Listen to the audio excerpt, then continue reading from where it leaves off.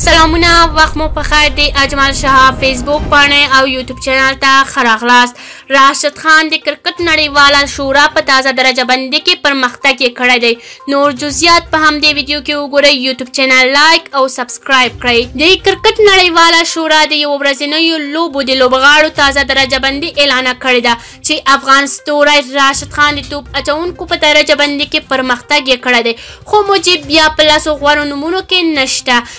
اونۍ افغان لوبډلې د سریلانکا سفر درلوده چې هلته راشد خان ښې لوبې وکړې خو مجيب رحمان بیا څه کارکردګي ونه کړه همدا لامل دی چې راشد خان پرمختګ کړی دی او مجيب بیا په لسو غوړو لوبغاړو کې ځای نه دی موندلی د یوه ورځنیو د توپ اچونکو په نوملړ کې لومړی مقام له ټرینټ بولټ سره دی په دویم مقام کې جوش هیزلوت په دریم مقام کې میچل سټریک څلورم مقام کې میټ هنري چې پرمختګ یې کړی دی او پنځم مقام له شاهین افریدي دی چې شاتګ یې کړی دی دغه شپږم مقام کې راشد خان دی چې 4 درجې پورته راغلی دی اووم مقام کې ادم زمپا چې یو مقام شاته پاتې ده په اتم نهم او لسم مقام کې مهدي حسن شکیب الحسن او مستفیض الرحمن ځای لري د توپ وهونکو په نوملړ کې بابر اعظم لومړی مقام لري